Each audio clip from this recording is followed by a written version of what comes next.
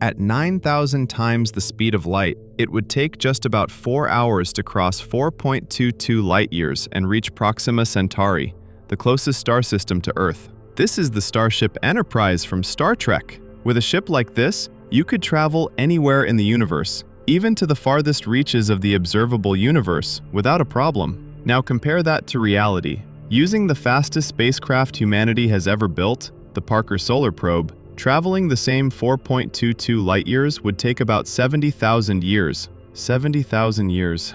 That's enough time for human civilization to rise and fall multiple times since the Stone Age. A ship capable of such extreme speed is known as a warp-drive spacecraft. For a long time, physics has acted like a strict traffic cop, constantly preventing us from speeding. According to Einstein's general theory of relativity, the speed of light is about 300,000 kilometers per second. As an object approaches the speed of light, its relativistic mass approaches infinity. That means it would require infinite energy to accelerate it further. Even if you had all the energy in the universe, you still couldn't push a grain of sand to the speed of light.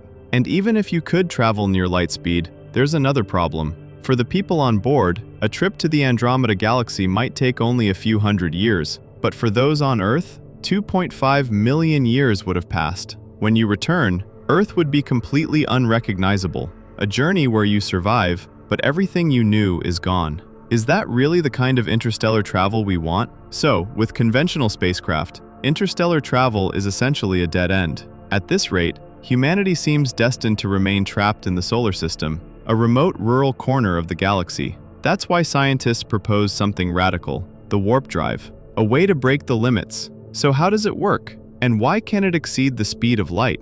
Physicist Miguel Alcubierre proposed a concept based on Einstein's field equations, a real-world version of the warp drive seen in science fiction. The core idea is simple. If you can't move faster than light through space, then move space itself. In general relativity, space behaves like a flexible fabric that can be warped by energy. Black holes, for example, distort space-time. So imagine building a massive ring around a spacecraft, a structure capable of bending spacetime. This is what's known as a warp bubble. The space in front of the ship is compressed. A distance of 100 kilometers could shrink to just 1 centimeter. Meanwhile, space behind the ship expands, stretching the path already traveled. The spacecraft itself sits in a flat region in the middle, completely at rest relative to its local space. Even if you're effectively traveling at 9,000 times the speed of light, your coffee wouldn't spill. It's like surfing. The wave carries you forward, but relative to the board, you're not moving at all. In this way, the ship never actually breaks the speed of light,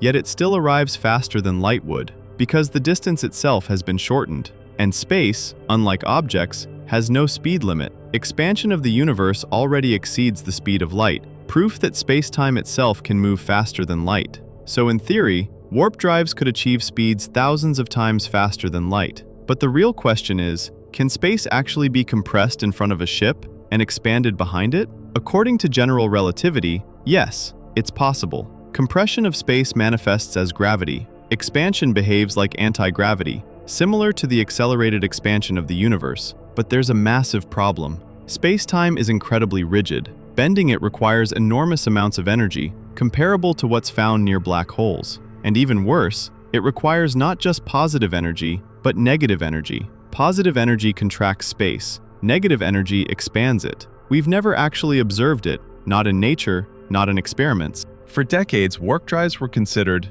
mathematically valid, but physically absurd. Then, in 2021, everything changed. A physicist named Eric Lentz proposed a new solution. He suggested using a structure called a soliton, a type of wave that maintains its shape while traveling at constant speed. Lentz showed that, in theory, a warp bubble could be created using only normal, positive energy, no exotic negative energy required. By arranging and controlling ordinary plasma in extremely precise configurations, it might be possible to generate a warp field. Shortly after, researchers at the Advanced Propulsion Physics Laboratory in the United States refined these models. Their results were astonishing. By optimizing the shape of the warp bubble, the energy required to accelerate a spacecraft to light speed could be reduced from the energy of the entire universe to roughly the equivalent of 1,000 nuclear bombs. For the first time, warp travel didn't seem completely impossible. But even if the biggest theoretical barrier has been lowered, enormous challenges remain. As a warp bubble moves faster than light, quantum fluctuations in front of it would generate extremely high-energy radiation. At the same time, interstellar dust and particles would accumulate on the front edge of the bubble. To the ship inside, this would be like slamming into an infinitely hot wall of radiation. No known material could survive that.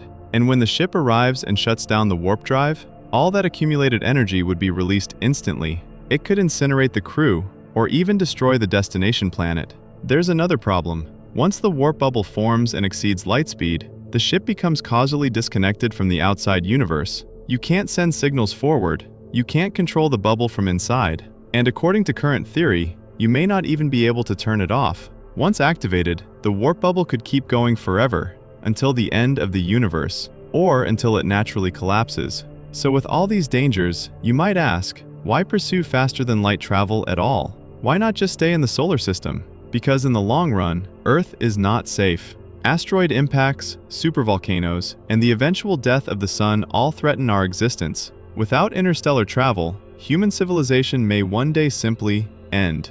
And beyond survival, there's something deeper. Exploration is written into our DNA. We are driven to seek the unknown. Even if we never build a warp drive, the pursuit itself will bring breakthroughs, cleaner energy, advanced materials, a deeper understanding of the universe. Today, we are still in the Stone Age of interstellar travel. Our chemical rockets, the pride of modern engineering, are slower than snails on a galactic scale. Maybe we won't leave the solar system in our lifetime, but don't underestimate the future. One day, our descendants may look back at 21st century theories, the same way we look at the Wright brothers' first airplane, with awe, respect, and the knowledge that it was only the beginning.